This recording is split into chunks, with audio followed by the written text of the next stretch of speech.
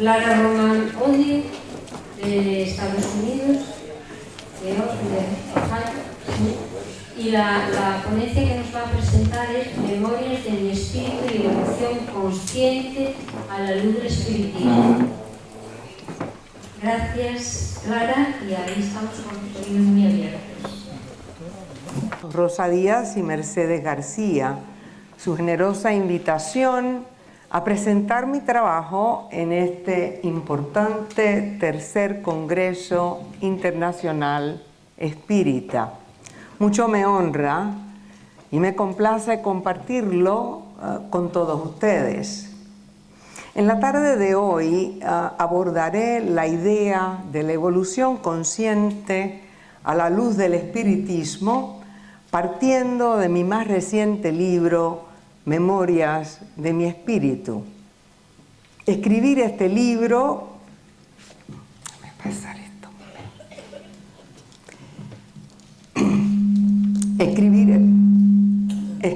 Escribir este libro me llevó a un conocimiento más profundo de mí misma. En él abordo mis experiencias de fenómenos espirituales, en general poco conocidos o malentendidos, como son el desdoblamiento, las visitas espíritas, la doble vista, la clarividencia, irradiaciones bioenergéticas, entre otros. En mi caso, el espiritismo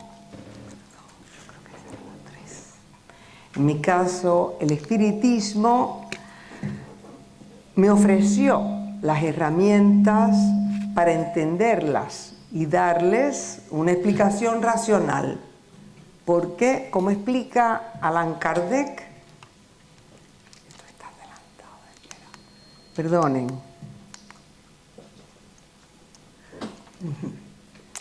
Como explica Allan Kardec, estos fenómenos tienen por principio la existencia del alma, están fundados en la ley divina o natural, la ley de Dios, eterna e inmutable, que rige el universo material y moral. No pueden considerarse milagros porque cuando un hecho se reproduce a voluntad y por diversas personas, no puede ser un milagro. Tienen causas y consecuencias morales que nos benefician y que requieren un estudio serio, perseverante y profundo.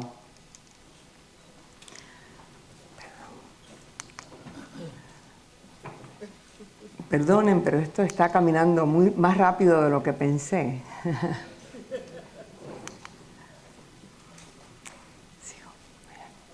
Todas ellas son facultades del alma que la doctrina espírita explica con rigor y que científicos contemporáneos ratifican cuando abordan, por ejemplo, los principios de la inmortalidad del alma, la reencarnación, la evolución universal de las almas y la pluralidad de mundos. Perdón, va más rápido que yo.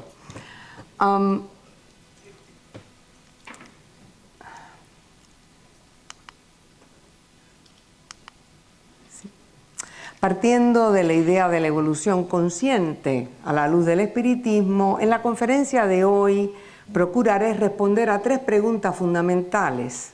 ¿Qué es la evolución consciente? ¿Cómo podemos acceder al conocimiento de uno mismo? ¿Qué métodos tenemos disponibles para adentrarnos en esta práctica de la evolución consciente? En cuanto al método, señalaré lo que a mi parecer se requiere para propulsar la evolución consciente. Analizaré los medios, instrumentos o recursos que he utilizado para desarrollarla e identificaré los medios, los métodos o las formas específicas de organizar esos medios para lograr nuestro objetivo.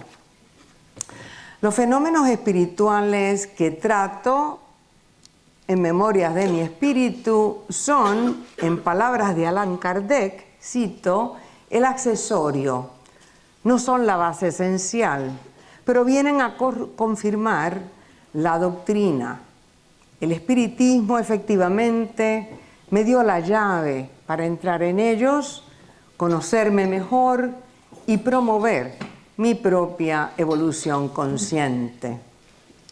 ¿Cómo surge la idea de escribir Memorias de mi Espíritu?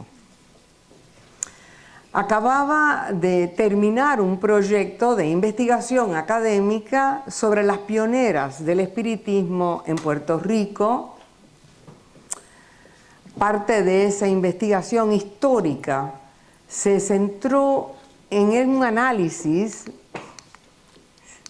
de las obras primarias de las pioneras y bueno, para interpretarlas, analicé el contexto político, social de la isla durante la transición colonial con el objetivo de identificar las dinámicas del poder dominantes en estas narrativas sociales y también estudié, claro, el espiritismo.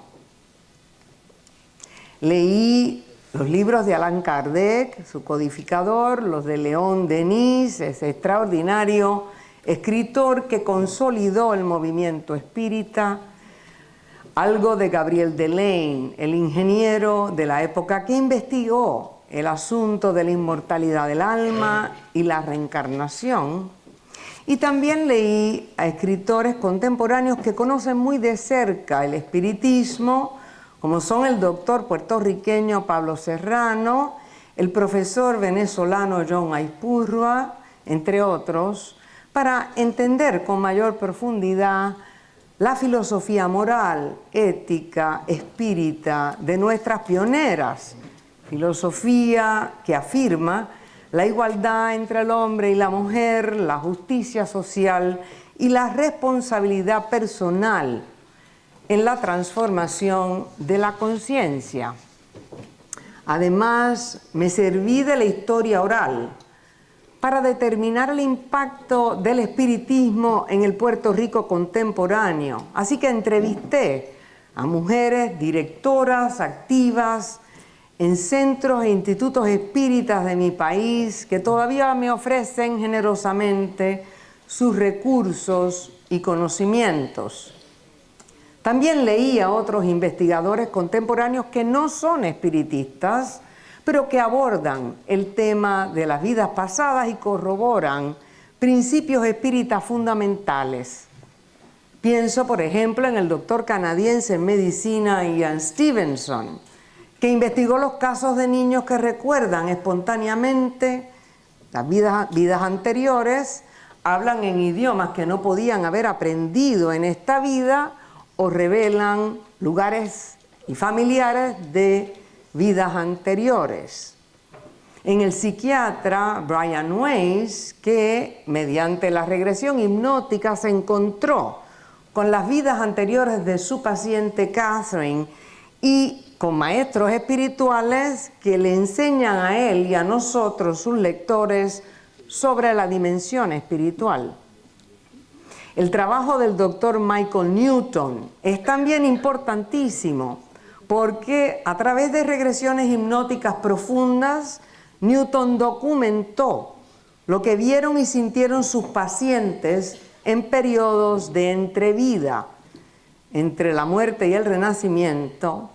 Esta investigación, que le tomó cerca de 30 años, afirma, o quizás más, afirma principios de la doctrina espírita como la reencarnación, los diferentes niveles de las almas, la selección y planificación de la nueva vida y de un nuevo cuerpo. Más recientemente, las experiencias cercanas a la muerte de millones de individuos han confirmado la realidad de la dimensión espiritual. Una de las más interesantes para mí es la del neurocirujano de Harvard, Eben Alexander, porque después de haber perdido por una infección de meningitis la neocorteza, que es la región de la corteza cerebral responsable del lenguaje, la imaginación y la capacidad de abstracción, Alexander ve e interactúa con otros seres y otros mundos en esa dimensión espiritual, mundos que él llama el inframundo, la puerta y el núcleo o corazón del universo. Esta experiencia lo convenció de la imposibilidad de argumentar desde un punto de vista médico que esto que su conciencia experimentó era el resultado de una fantasía, es decir, lo convenció de la realidad de la vida después de la muerte. El resultado de esta investigación o el trabajo resultó en la publicación del libro Mujeres Espiritistas en Puerto Rico, 1880-1920, y en una colección digital bilingüe en español y en inglés que contiene cerca de 3.000 páginas digitalizadas, entrevistas y análisis histórico y textual que pueden descargar gratuitamente accediendo a esa página que es espiritistaspr.kenyon, está aquí en la pantalla, kenyonzip.org. Para los que quieran leerla en inglés, le añaden EN, de English, al final, después de la rayita.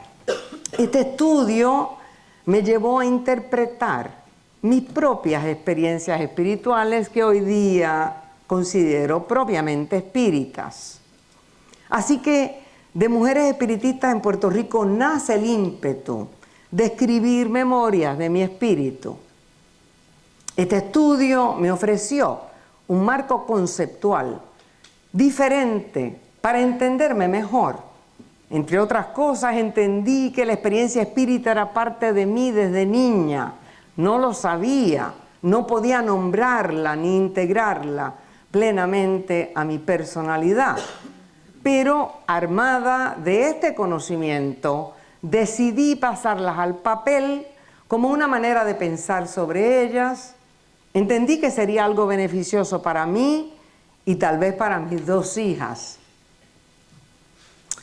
Mencioné que escribir Memorias de mi espíritu me llevó a un conocimiento más profundo de mí misma. Les confieso que más difícil se me hizo entender la importancia de la trillada frase socrática, conócete a ti mismo. Fue persiguiendo esta idea que me encontré con una extraordinaria mujer, conocedora de la doctrina espírita, la poeta argentina emigrada en España que se encuentra aquí con nosotros, Nieves Granero, Neus.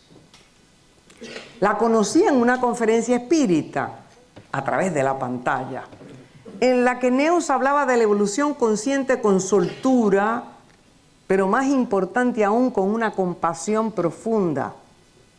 Me deleitó su voz y la complejidad de su pensamiento. De pronto aquella frase socrática me resultó recalcitrante y le pregunté: Neus, ¿qué es eso de conocerse a sí misma? Nuestra conversación había comenzado el 21 de febrero del 2022 y todavía continúa. Por medio de este diálogo y amistad, llegué a comprender muchas cosas, entre ellas cómo acceder al conocimiento de uno mismo, a eso que llamamos nuestra evolución consciente. Se requiere humildad y también ir hacia adentro, desde la niñez, para observarnos detenidamente en relación con los otros. Desde ahí se pueden identificar qué tendencias conductuales naturales en el ser humano dominan en nosotros. Además, se requiere observarnos en nuestro comportamiento, ir del evento exterior hacia el fondo de nosotros mismos para medir el carácter, orden, índole y constitución de nuestros pensamientos y sentimientos que obran en nosotros y nos forjan el alma y el camino existencial. El proceso de observación y reflexión nos permite vernos en el espejo. Empezamos a comprender cómo somos. En lugar de vernos en las equivocaciones ajenas, comenzamos, como me explicaba Neuss, y cito, a analizarnos con sinceridad y ecuanimidad, midiendo nuestra capacidad de comprensión por nuestra dureza o caridad. Fin de cita. Más allá del análisis, y más importante aún, es el desarrollo de los sentimientos. Porque, como me explicaba Neuss, y cito, es lo único que debilita los personalismos. Fin de cita. Esto es algo indispensable porque los personalismos o los egos engrandecidos impiden que nos veamos realmente en el espejo. Son máscaras que nos defienden de nuestras vulnerabilidades, heridas y malos hábitos. En suma, Neuss me recordó que, cito, el desarrollo del amor nos permitirá superarnos y transitar etapas futuras hacia una libertad consciente. Fin de cita.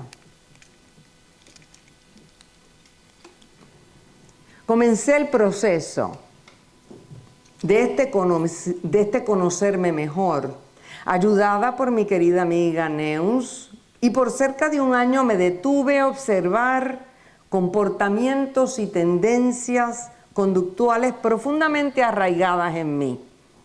El proceso se convirtió en un análisis bastante objetivo y detallado de mis hábitos de conducta.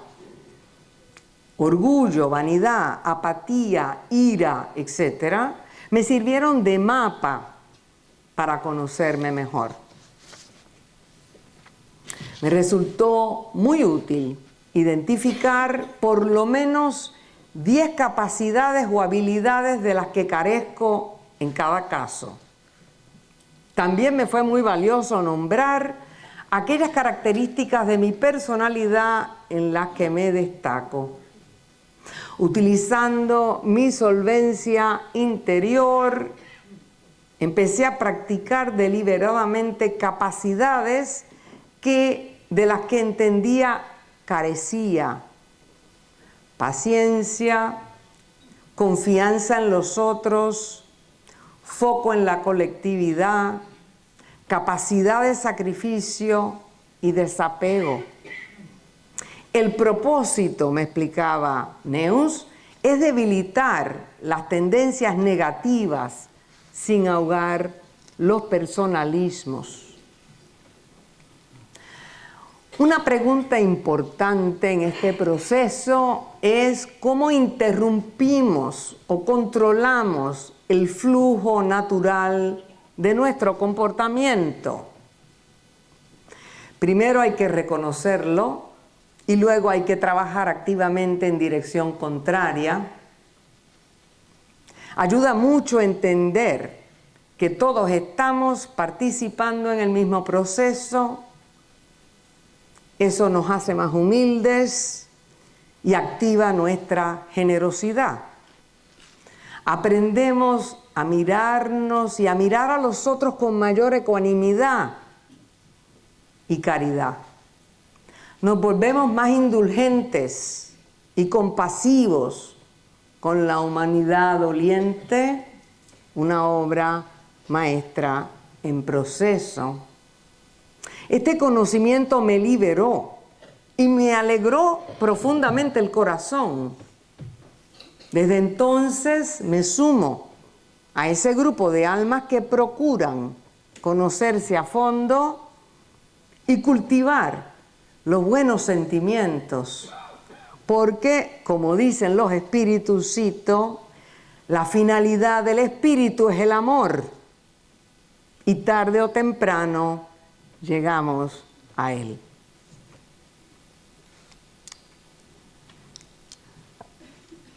Paso ahora a hablar un poco sobre los fenómenos espirituales que abordo en Memorias de mi Espíritu, pero antes hablaré sobre lo que León Denis llama la exteriorización del alma.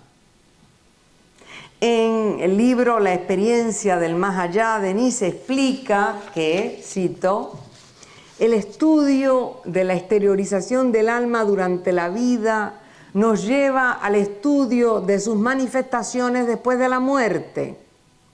Son idénticas las leyes que rigen ambos órdenes de fenómenos.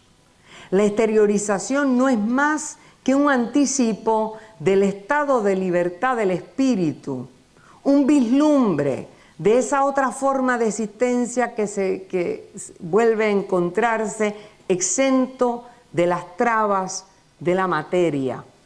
Fin de cita. Siguiendo esta explicación de Denis, entiendo que el estudio del espiritismo me llevó a conocerme a mí misma, buceando en mis propias profundidades cuando mi alma se encontró emancipada, libre de las condiciones del tiempo y el espacio, en otra dimensión, y se afirmó en su propio poder espiritual. Paso a dar algunos ejemplos.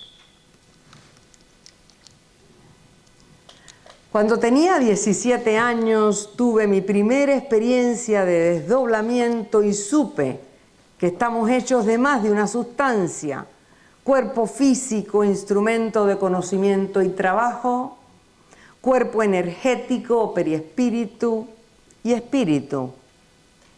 4 décadas después, entendí que mi periespíritu, el que vi en mi experiencia de desdoblamiento, es el asiento del alma, es decir, cuerpo energético, indestructible, imagen exacta de mi cuerpo material en cada encarnación y agente transmisor que actúa en respuesta a mi pensamiento y voluntad o espíritu imponderable. Pocos años después, descubrí que el espíritu se reconoce y se posee siempre. Lo supe cuando en uno de mis sueños me reconocí miles de años atrás, sentada alrededor de una hoguera junto a mi esposo actual, Mauricio, jefe en aquel entonces de una tribu nórdica europea. En otra ocasión, me vi en los húmedos y oscuros pasillos de un monasterio, junto a una monja como yo, alumbrada por una candela. Cuando empecé a soñar con mis 2 abuelas, a eso de los 30 años, entendí que el alma es inmortal. Con sus visitas espirituales comprendí que el espíritu conserva su identidad y que es en definitiva indestructible. Por eso reconozco a mis 2 abuelas cuando me visitan en mis sueños. Así que cuando investigué y estudié el espiritismo fue que entendí lo que somos en realidad y para qué estamos aquí. De modo que el proceso de conocerse a sí mismo es gradual. ¿Cómo accedemos a nuestra evolución consciente? Las experiencias, o entiendo por lo menos, yo entiendo que las experiencias límites, el sufrimiento, el desconcierto existencial o la enfermedad abrupta funcionan como llamadas de atención eficaces que nos cambian el rumbo y nos llevan a conocernos mejor y a evolucionar como espíritus. Sufrimos inevitablemente. Creo que a todos nos repele sufrir. No obstante, como lo afirma León Denis, hay algo valioso en la zona del dolor. Y cito, sí, dice Denis, la tierra es el calvario de los justos, pero constituye también la escuela del heroísmo, la virtud y el genio. Es vestíbulo de los mundos dichosos, donde la pena sufrida y cada sacrificio hecho nos preparan compensadoras alegrías. Las almas se purifican y hermosean mediante el sufrimiento. Fin de cita. Su perspectiva sobre el sufrimiento como escuela del heroísmo, la virtud y el genio, y como una experiencia que purifica y hermosea el alma, me sorprendió. Tanto que sabemos sufrir. Yo en particular, cuando paso por momentos de oscuridad, sufro con una pasión impresionante. Muchas veces pienso que tal o cualquier circunstancia es sencillamente intolerable, como si fuera el fin de mis días. Otras veces sufro con el escándalo y la furia de un volcán. Y es que vengo de dos familias que asumen el sufrimiento de maneras muy distintas, pero con la misma fuerza. Los Cardona Vélez, por parte de mi madre, sufren en voz baja, pero con el rigor de las monjas de claustro. Los Román Cardona, por parte de mi padre, sufren en voz alta, altísima, con vigor y solidaridad, con todo lo habido y por haber. Con la misma intensidad que gozan, sufren. Además son dados al drama y al espectáculo, los cuales presencié muchas veces de niña. Así que el heroísmo y la virtud que nos engendran el sufrimiento han sido cualidades muy visibles en mi familia. Lo que no nos enseñaron fue qué hacer con el sufrimiento y qué hacer con la llaga o el golpe que nos agobia, además de esconderlo con disimulo o exhibirlo sin pudor. En lo invisible, León Denis nos recomienda, no hay más que una regla, espiritualizarse. Pero espiritualizarse no es tarea fácil, porque, como explica el autor, cito, la materia es como una muralla que se levanta entre nosotros y lo invisible. Para atenuar esa opacidad que nos levanta el cuerpo, no hay más remedio que elevar nuestro pensamiento para pedir ayuda a los seres superiores a nosotros y por medio de la irradiación de nuestras almas facilitar nuestra comunicación con ellos. Es posible desembarazarnos poco a poco de nuestra opacidad y entrar en una comunicación íntima con el mundo espiritual. Así lo han hecho los iluminados, iluminadas del mundo por los siglos de los siglos. Ya lo hemos visto. La dificultad estriba en nuestra tendencia a ser formulaicos, pautados, previsibles. Nos apropiamos de 1001 fórmulas para avanzar en el camino de la espiritualidad sin desembarazarnos del peso y la vacuidad que muchas de esas fórmulas nos imponen. ¿Qué hacer con el sufrimiento?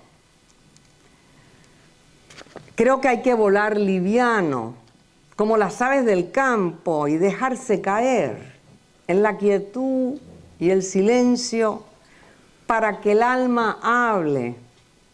Porque de lo contrario no nos podemos conocer, y si no nos conocemos no nos podemos transformar.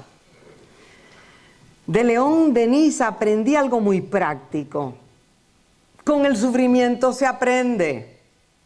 ¿Qué aprendemos? Mucho de nosotros mismos, mucho de los otros, de Dios, de la condición humana.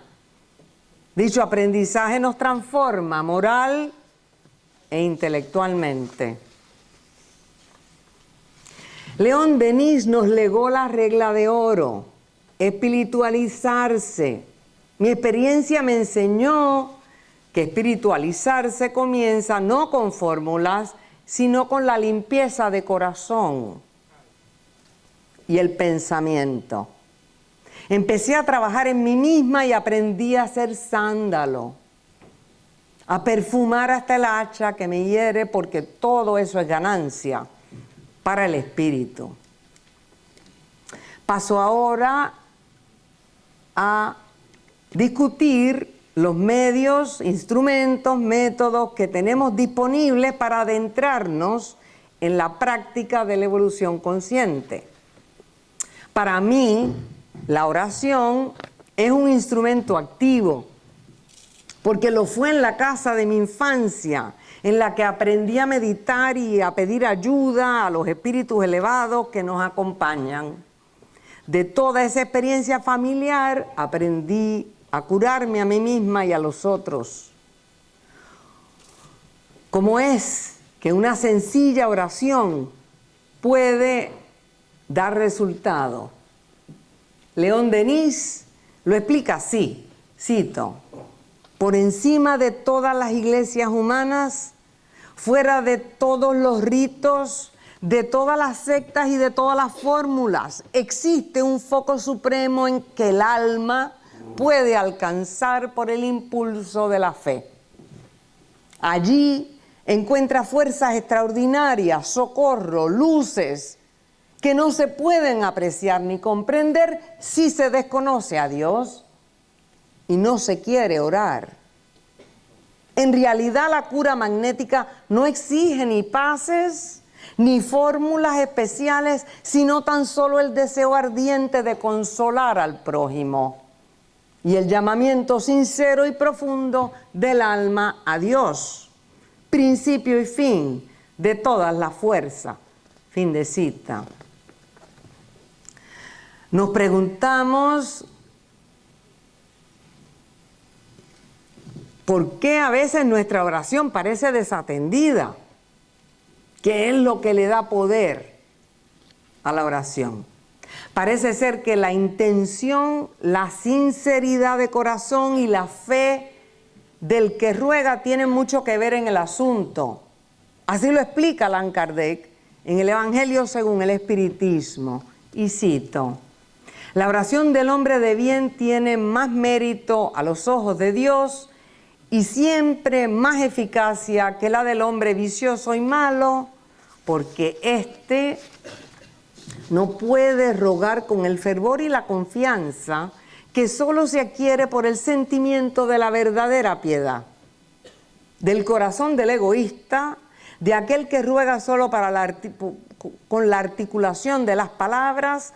No puede salir los impulsos de caridad que dan a la oración todo su poder. Fin de cita. Esa confianza y fervor de la oración pura se aprende y se desarrolla.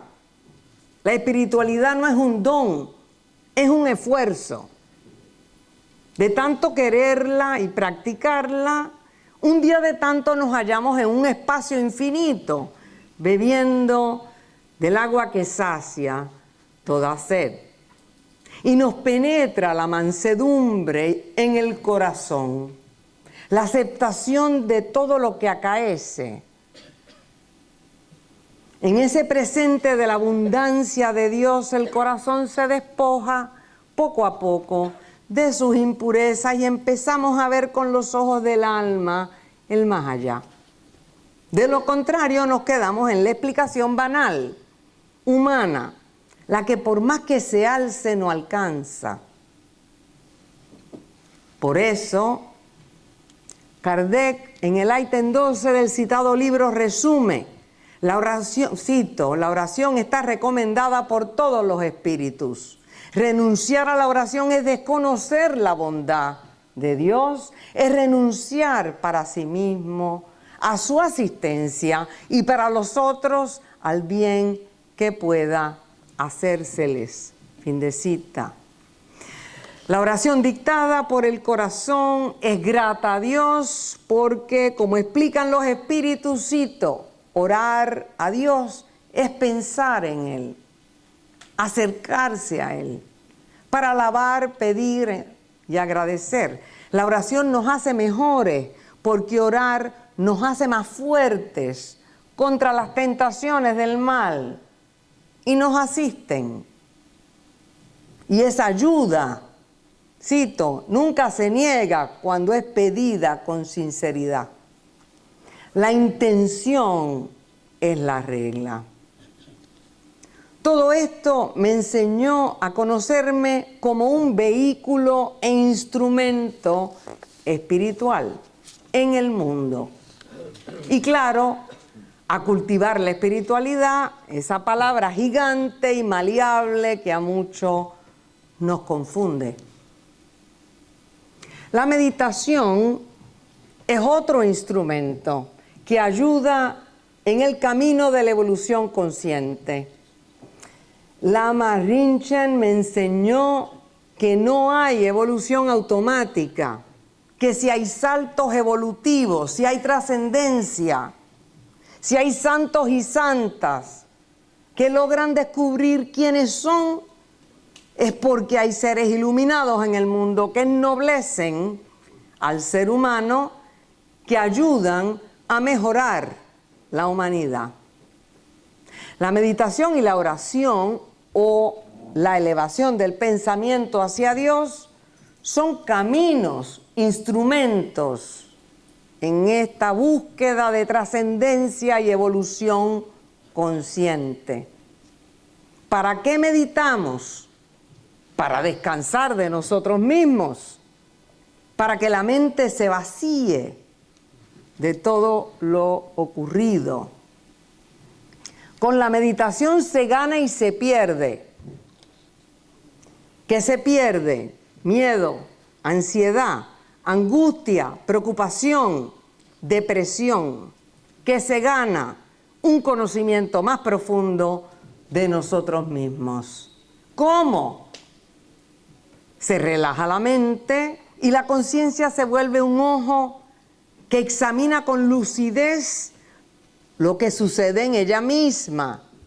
Ve cómo opera la mente, ligera, insaciable, y cómo el cuerpo la obedece, con agitación o calma, dependiendo de nuestro estado mental. La meditación también facilita una aproximación consciente a los estados espirituales porque cultiva, entre otras cosas, el mérito.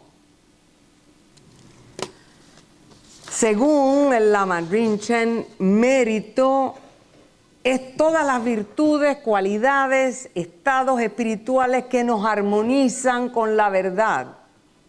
La generosidad, la compasión, el amor, la paciencia, nos armonizan con la verdad. El mérito produce una apertura para hacer cambios importantes, cambios en nuestra actitud, en nuestras acciones, hábitos, pensamientos y valores, incluso en nuestra cosmovisión. Estas condiciones son propicias para el desarrollo de la evolución consciente. Hay que reflexionar en el impacto que puede tener nuestra existencia en los demás. Hay que comprometerse con uno mismo a invertir tiempo, estudio y prácticas que facilitan una aproximación consciente a estados espirituales que nos ayudan a liberarnos de nuestras fuerzas o de las fuerzas o de fuerzas negativas en nosotros. En suma, con la meditación y la oración logramos orientar nuestros pensamientos, fuerza vital, nuestra fuerza vital, hacia la vida superior. Aumenta nuestro poder de irradiación psíquica y accedemos a planos superiores. Aprendemos a orar, la oración silente. Hacemos la súplica de corazón con la certidumbre de que no estamos solos, de que grande es nuestro amparo. El velo se levanta y nos espiritualizamos. Si aceptamos que la evolución espiritual del ser humano no es automática, que requiere estudio, reflexión y cultivo, y el encuentro intuitivo con la dimensión espiritual, la meditación y la oración son esenciales porque nos llevan a conocer el estado espiritual adentro desde nuestra propia experiencia. ¿Cómo accedemos a la evolución consciente? Ya dijimos y resumo, se requiere humildad y también ir hacia adentro para observarnos en relación con los otros, así podemos identificar qué tendencias conductuales nos dominan. Se requiere observarnos en nuestro comportamiento, movernos del evento exterior hacia el fondo de nosotros mismos para conocer el tenor de nuestros pensamientos y sentimientos. Hay que mirarse hacia adentro para que entre la luz. Tenemos que conocernos mejor, con sinceridad y ecuanimidad. Hay que entrar en los recovecos del alma desde la niñez, entender cómo se establecieron y echaron raíces esas heridas, malos hábitos de nuestra personalidad. Esa mirada más o menos imparcial dentro de nosotros mismos nos libera de emociones perturbadoras que engendran aversión y defensas innecesarias. Nos vemos en el espejo y entonces empezamos a comprender cómo somos. En lugar de vernos en las equivocaciones de los otros, nos analizamos midiendo nuestra capacidad de comprensión por nuestra dureza o caridad. Es un trabajo personal, pero avanzamos muy acompañados. La conciencia gobierna el cuerpo y las palabras, por lo tanto, toda transformación del cuerpo y las palabras comienza en la conciencia. Somos capaces de identificar nuestros defectos y corregirlos. La tarea consiste en descubrir los medios y los métodos que nos permiten eliminar lo que es errado y crear condiciones espirituales propicias para la transformación de nuestra conciencia. La meditación y la oración son claves porque nos ofrecen un camino para vivir con equilibrio y verdad.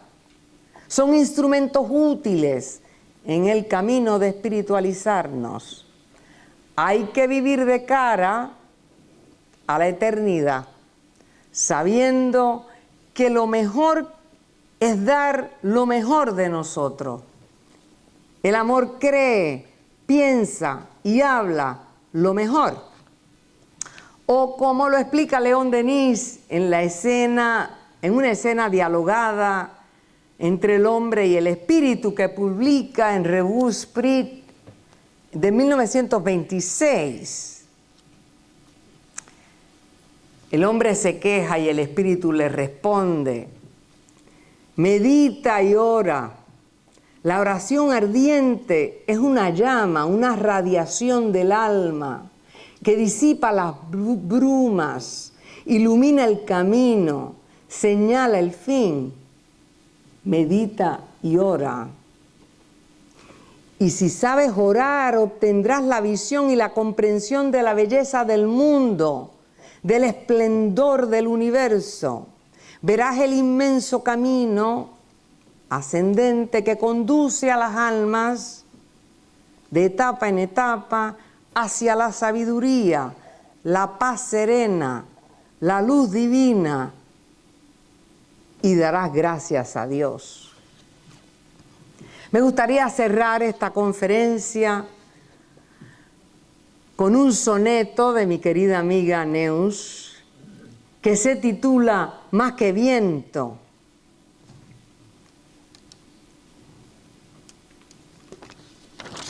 más que viento. No sé cuál fue el principio ni el sustento de este afán de seguir y perpetuarme. No sé por qué ni puedo imaginarme si habrá un final y cuál es el momento.